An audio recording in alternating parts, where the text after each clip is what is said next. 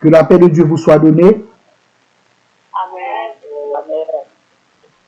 Ce soir, j'ai une joie extrême d'être votre prédicateur. J'ai vraiment un grand sentiment de bien-être d'être avec vous. C'est ma dernière activité pour l'année 2025. J'aimerais ça la terminer par une prédication et pourquoi pas.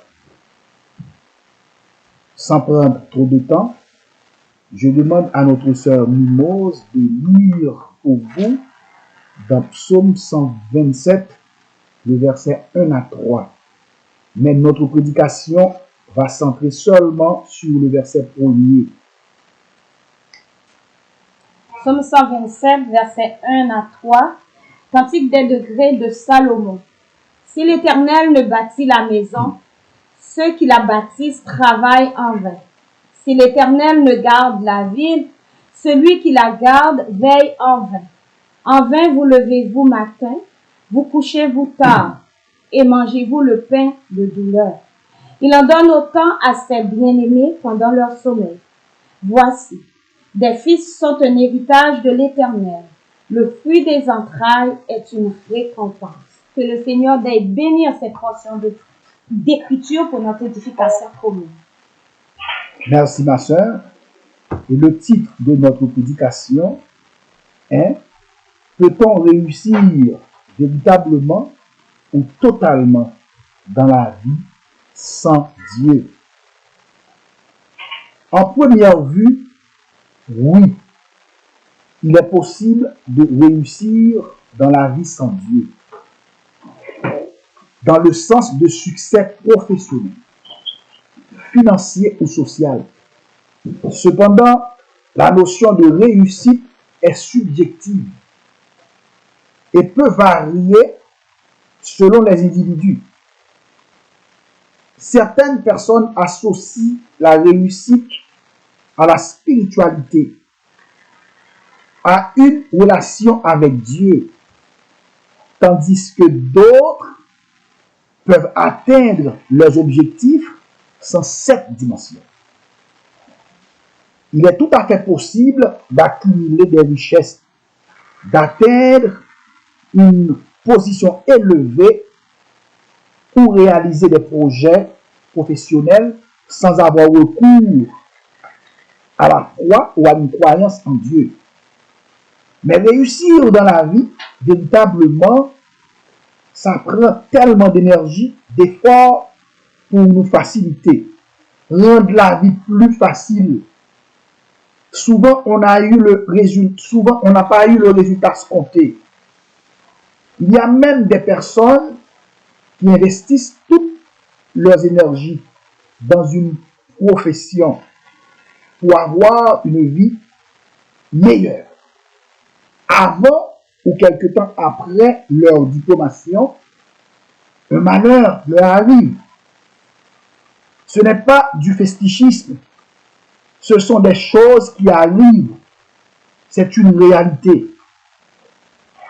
Ce n'est pas sans raison que Jésus dit dans Matthieu chapitre 16, le verset 25 et 26, car celui qui voudra sauver sa vie, la perdra. C'est vrai, trop souvent nous perdrons notre vie à vouloir la gagner. Et si on met ça dans le contexte spirituel, c'est Jésus qui a donné cet avertissement, disant que servirait-il à un homme de gagner tout le monde s'il perdait son âme? Ou que donnerait un homme en échange de son âme? On peut mener notre vie comme bon nous semble, mais nous devons avoir une vision plus large, adaptée à celle de Dieu. En un mot, nous sommes incapables de réussir notre vie sans Dieu. La raison est simple.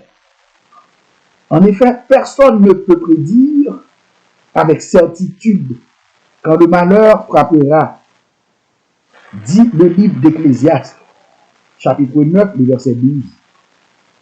Que les humains ne savent pas ce qui va leur arriver. Comme les poissons attrapent dans le filet trompeur. Comme les oiseaux pris au piège. Les humains voient le malheur tomber sur eux par surprise. Cela signifie que le malheur peut survenir de manière inattendue, sans avertissement. Ecclésiaste aborde également le fait que les événements malheureux peuvent arriver à n'importe qui, c'est-à-dire aux personnes les plus sages ou les gens les plus puissants.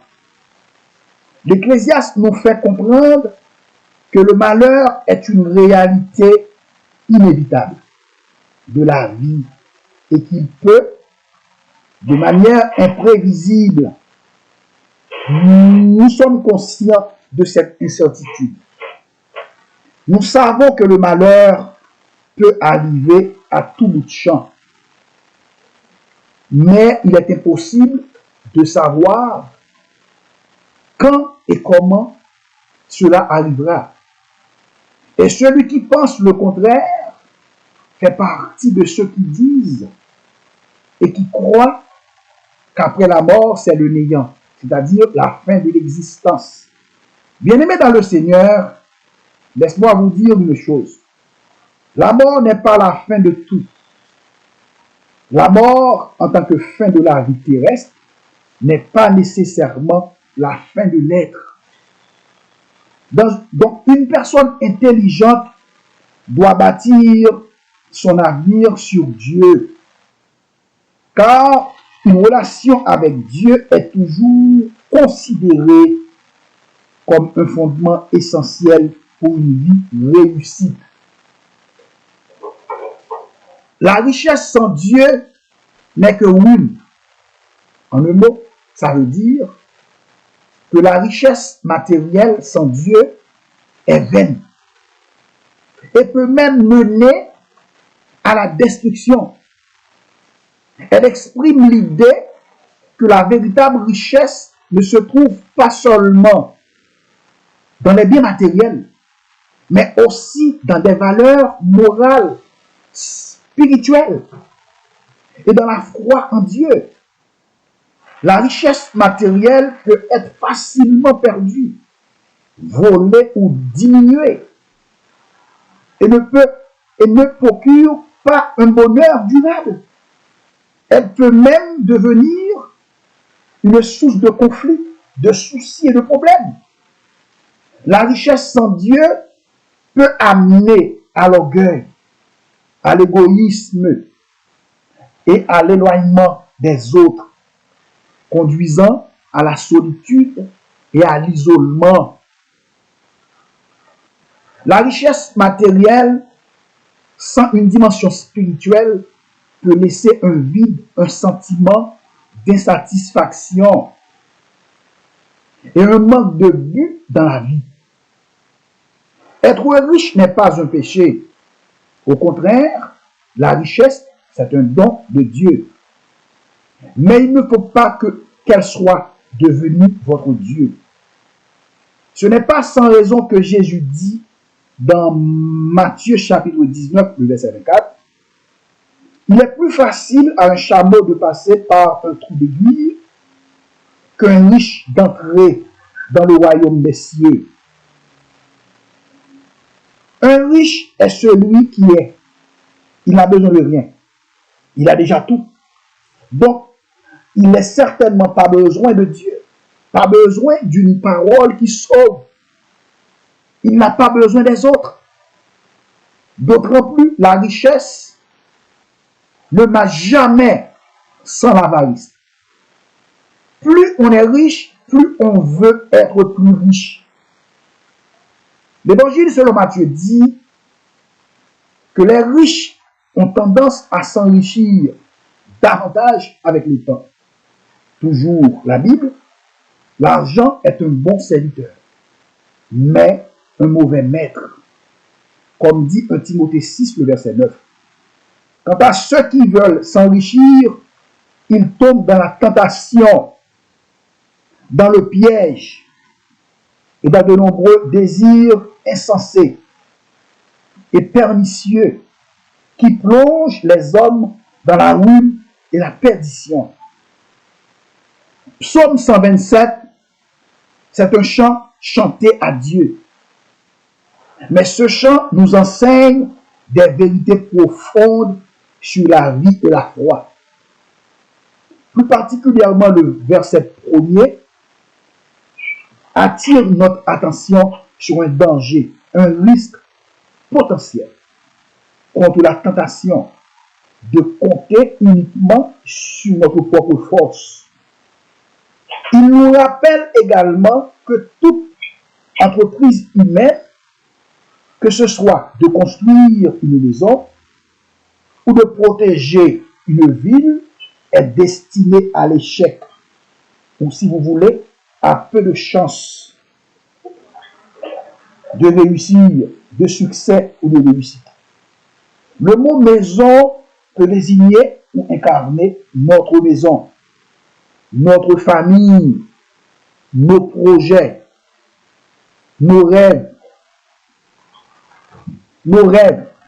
Mais sans Dieu, nos efforts, aussi tenaces soient-ils, auront de courte durée.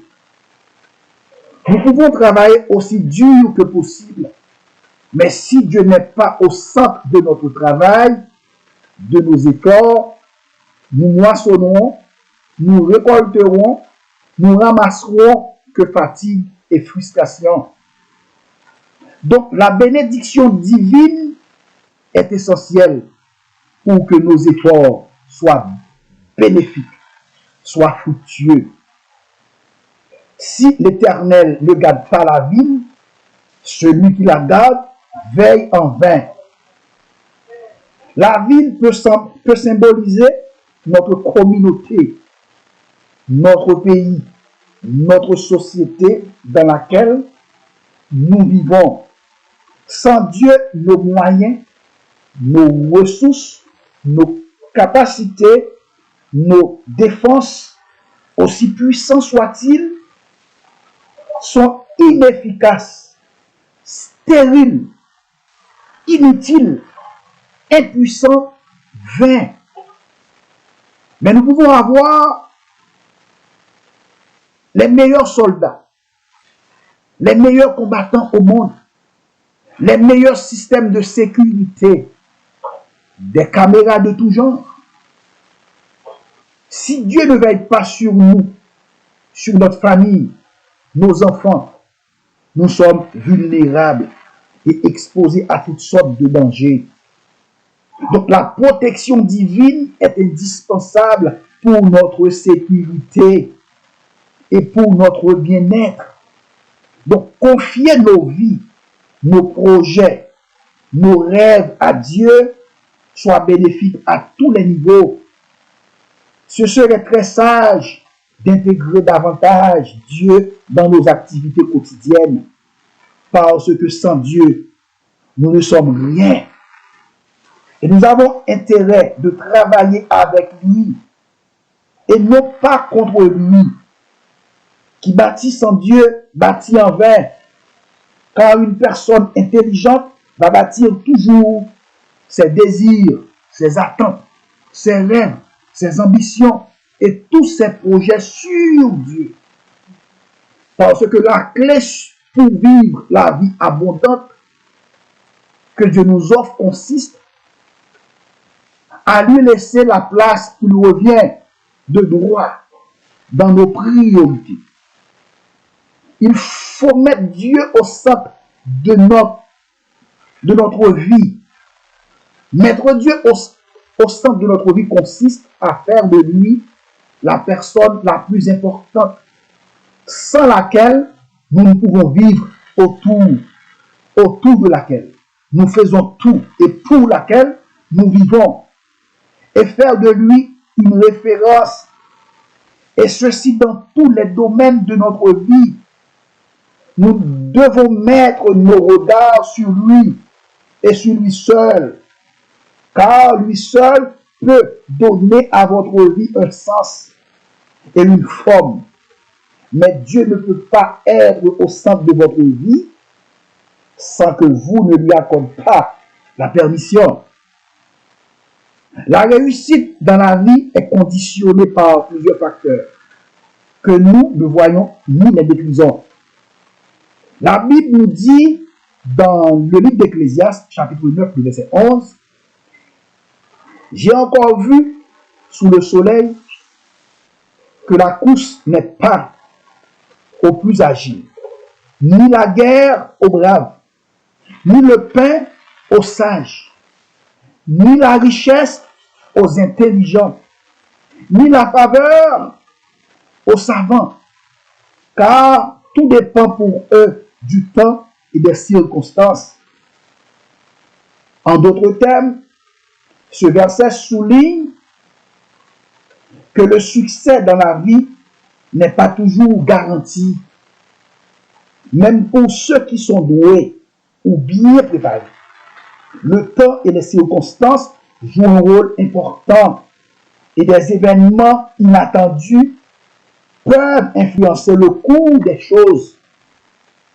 Donc il y a des choses que nous ne maîtrisons pas. Le maître absolu des temps et des circonstances est Dieu. Dieu est le seul qui a le pouvoir de contrôler, ou de changer les moments et les événements. Notre Dieu qui est Jésus est celui qui a le contrôle ultime sur le temps et sur tout ce qui arrive. Jésus a une souveraineté absolue sur le déroulement des événements. Rien n'échappe à sa volonté. Jésus a la capacité de modifier les situations, de transformer les difficultés en opportunités, ou de faire advenir des événements inattendus. Il a le pouvoir de changer les saisons, de faire apparaître ou disparaître des rois et de donner la sagesse. Donc, en quelque sorte, on peut dire que tout dépend de Jésus qui maîtrise les temps et les circonstances. Rien ne fait sans Jésus. Tous les êtres humains, particulièrement le chrétien, devraient intégrer Dieu dans ses pensées et dans ses réflexions. Parce que sans Dieu, rien de consistant ou concordant ne peut s'accomplir. Et cela que nous en soyons conscients ou pas, pour que ce que nous voulons accomplir réussisse, Jésus doit être présent dans chaque action dans différentes dimensions. Comme dit le pasteur Massa, il a dit il y a 3 dimensions spirituelles dans le domaine de la réussite. J'ai donné ce crédit à pasteur Massa. Il y a la volonté de Dieu. Dieu a créé le monde par sa volonté. Et pour réussir, il faut que ce que nous faisons soit conforme à la volonté de Dieu. Sinon, rien de constant ne se fait. Deuxième dimension. Il y a le plan de Dieu. Dieu n'a pas créé le monde par hasard. L'univers n'est pas une coïncidence, n'est pas une chance, mais Dieu l'a fait selon son plan. Et son plan a été soigneusement exécuté. Sans son plan, c'est-à-dire, si on met de côté le plan de Dieu, on s'en va vers un échec assuré. Proverbe 19, 21 dit, il y a dans le cœur de l'homme beaucoup de projets, mais c'est le plan, le dessein de l'Éternel qui s'accomplit. Donc pour réussir, nous devons nous assurer d'être dans le plan de Dieu. Ce verset met l'accent sur l'importance d'écouter les avis et les enseignements de Dieu pour acquérir la sagesse et guider sa vie. Sans Dieu, on ne peut pas réussir totalement dans la vie. Troisième dimension, c'est la puissance de Dieu. Nos victoires apparentes sont rendues possibles par l'Éternel. En effet, rien ne peut résister devant sa puissance. Il a détruit des rois puissants par ses actions. Il a emporté la génération de Noé par le déluge. La destruction de Sodome et de Gomorrhe, la bataille de David et Goliath. Pour ainsi dire, les gardiens d'une ville ne peuvent faire face aux dangers de la nuit que par la puissance du Seigneur. Sans Dieu, on ne peut rien faire. Et il faut toujours dire si Dieu le veut ou si Dieu le permet. Car nous dépendons de sa volonté, de son plan, de sa toute-puissance. Parce que sans Dieu, tout ce que nous faisons risque d'être nul et éphémère. Bien-aimés dans le Seigneur, la sagesse accumulée par une personne sans Jésus, aussi perspicace soit-elle, reste limitée par sa propre expérience de vie. Elle ne peut embrasser toutes les situations, tous les contextes, ni toutes les perspectives. Proverbe 3, le verset 5 dit, « Celui qui a confiance dans son propre cœur est un insensé, mais celui qui marche dans la sagesse sera sauvé. » Dieu ne nous suggère pas de venir à lui pour obtenir la sagesse, mais il nous commande, il nous l'ordonne. On peut avoir des rêves et des ambitions. Il faut avoir des rêves, des projets d'avenir. Une personne qui n'a pas de rêve, qui n'a pas de projet, ne vit pas. C'est très bon d'avoir des rêves, des projets d'avenir. C'est même très bien. Seulement, on vous conseille de mettre Dieu au centre de tous vos projets. La raison est simple. Je vais vous donner un exemple. Quelqu'un qui voudrait devenir soit médecin, ingénieur ou avocat, on s'entend que ce sont des professions qui demandent beaucoup d'années d'études sérieuses. 5, 6, 7 ans d'années d'études. En termes de prédiction précise, ce qui arrivera dans 5, 6, 7 ans, même pas dans 5 jours, même pas dans 1 heure, seul Dieu est censé le savoir. Donc, en se basant sur des observations et des analyses, on peut faire des prédictions sur des tendances générales ou des événements probables, mais pas avec certitude. Aucun humain ne peut prédire avec certitude ce qui se passera dans 5 jours. Car dans la foi chrétienne, Dieu est la seule entité connue pour tout connaître et tout contrôler. Les humains peuvent faire des prédictions basées sur des données, des tendances et des probabilités. Mais ces prédictions ne sont pas garanties. Exemple, dans le domaine de la météorologie, on peut prédire le temps, mais ces prédictions ne sont pas toujours exactes. Les méthodes humaines ne sont pas infaillibles, ne sont pas toujours efficaces. Les humains peuvent se tromper. L'erreur est humaine. C'est un proverbe français qui signifie qu'il est normal pour les êtres humains de faire des erreurs. Donc, le futur est attribué à Dieu et à Dieu seul. Jacques 4, verset 14 dit, « Vous qui ne savez pas ce qui arrivera demain, qu'est-ce que votre vie? Vous êtes une vapeur qui paraît pour un peu de temps et qui ensuite disparaît. » Je vais vous donner un exemple. Une jeune Camerounaise du nom de Manuela, quelques heures avant son mariage, alors qu'elle s'apprêtait à dévoiler une surprise pour son mari, elle a décidé d'interpréter sa chanson préférée. alors qu'elle esquissait des pas de danse avec grâce et enthousiasme, un drame inattendu s'est produit. Elle a titubé avant de se couler par terre pour ne jamais se relever. Bref, elle a été empoisonnée. Ça a été fait le 27 octobre 2024. Pourtant, elle avait préparé ce jour pendant 7 longues années. En seulement 1 heure, 10 minutes, tous ses efforts, sa joie, ses dépenses, ses énergies ont été rapidement transformés en angoisse, en anxiété, en cauchemar. Vous voyez, l'homme, peu importe qu'il est, noir, blanc, riche, pauvre, n'est qu'une vapeur. Si l'Éternel ne garde pas la ville, celui qui la garde veille en vain.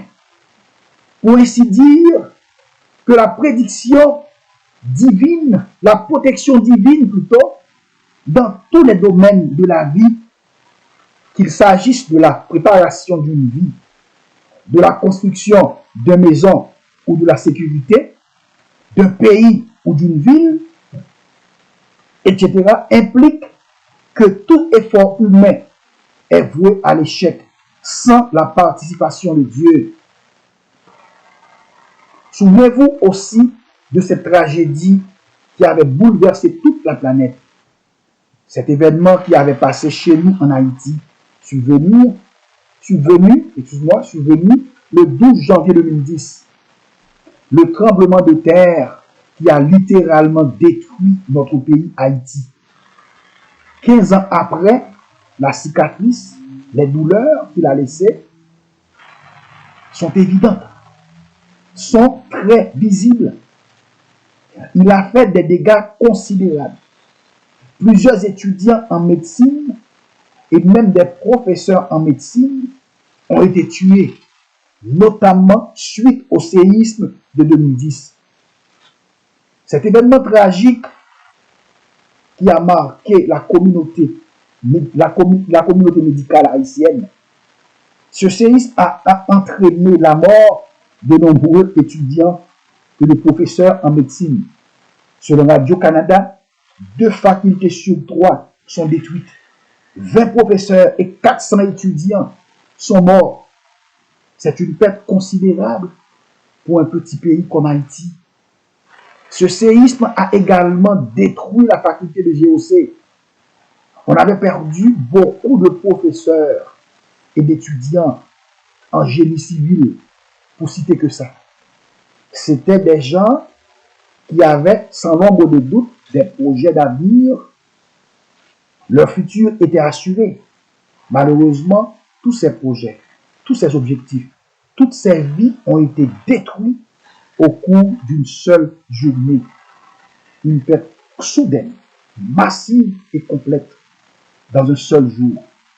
Dans seulement quelques minutes, tout a été basculé. Vous voyez que l'homme n'est qu'une vapeur. Donc, il est nécessaire de confier vos projets à Dieu.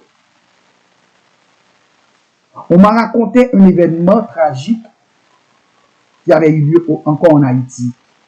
Un groupe d'étudiants finissant à la faculté de médecine qui voulait faire une sortie en équipe avant qu'ils soient gradués, c'est-à-dire avant leur diplomation. Leur destination, c'était la cité de Gonaïve. Ils étaient environ 6 à 8 étudiants. En chemin, pendant qu'ils s'en allaient, l'irréparable s'est produit. La voiture dans laquelle ils prenaient place était entrée en collision avec un poids lourd. Ce terrible accident, malheureusement, a laissé après lui aucun survivant parmi les étudiants. Ils sont tous morts. Sur le coup, ils sont éteints. Ils ont cassé leur couple. Ils sont partis pour au-delà. Pour un voyage sans retour. Une perte de vie considérable. Perte d'énergie. Perte de temps. Perte d'argent. Ils étaient tout près du but. Malheureusement, en seulement quelques minutes, ils ont tout perdu. Voici l'une des raisons pour lesquelles il faut toujours mettre Jésus dans nos projets. Parce que la Bible dit dans Psaume 34, verset 20, le malheur atteint souvent le juste, mais l'Éternel n'en délivre toujours. Avec Jésus, on est toujours en confiance. On est fort, on est impitoyable. Ça me fait rire lorsqu'une personne parle ainsi de demain. Je vais faire ça, je vais faire ci, je vais faire ça. Ne parle pas comme un insensé. Demain n'est pas à vous. Le futur, qu'il soit proche ou lointain, ne nous appartient pas. Il est à Dieu et à Dieu seul. Je m'en souviens une fois au travail, la fille de mon patron m'avait demandé quelque chose. Je lui ai dit, demain si Dieu le veut. Elle riait de moi comme si j'étais un fou. Parce que j'ai dit demain si Dieu le veut. C'est elle qui est bien folle. Ce n'est pas moi. La Bible dit dans Jacques 4, 15, il faut dire, si le Seigneur le veut, nous vivrons, nous ferons ceci ou cela. Donc, ne soyez pas un insensé, une personne dingue, délirante. Quand vous parlez de l'avenir, il faut prendre le soin de dire, si Dieu le veut ou si Dieu me le permet, je ferai ceci, je ferai cela. Alléluia. Tout a été basculé dans quelques minutes. Notez bien, ce séisme était survenu le 12 janvier 2010 à 16h53 et 10 secondes. Comme on avait dit tout au long de notre prédication, oui, il faut avoir des rêves, des projets. Oui, il est bénéfique d'avoir une vision d'avenir, car cela permet de mieux se préparer aux défis et aux opportunités qui se présenteront. Cela inclut la planification de sa carrière, de ses finances, de sa santé, de ses relations personnelles. On s'entend qu'une perspective, d'avenir aide à établir des objectifs à long terme, ce qui peut mener à une vie plus satisfaisante et épanouissante. Avoir une vision d'avenir permet d'anticiper les obstacles et de se préparer aux changements potentiels dans la vie personnelle et professionnelle. Donc, une vision claire de l'avenir peut servir de source de motivation et aider à définir des objectifs à atteindre. Je m'engage et je me fais fort de vous dire en toute honnêteté qu'une vision d'avenir sans Jésus est nulle, parce que la vie en général n'a pas de sens, n'a pas de valeur ou de but ultime sans Jésus. Dans la vie en général, il n'y a pas de joie totale, complète sans Jésus. La vraie joie, qui est profonde et durable, ne peut être trouvée en dehors de Jésus. Jésus seul connaît le futur, l'avenir, le lendemain. En tant que fils de Dieu, Jésus possède une connaissance divine, y compris l'avenir. Personne ne peut prédire qui va arriver dans un jour, 2 jours et même dans 1 heure, si ce n'est que Dieu. Qui marche avec Jésus ne se trompe pas de chemin, puisque Jésus est le seul chemin, la vérité et la vie. Tout a été basculé. Donc l'homme a des projets, mais c'est l'Éternel qui a le dernier mot.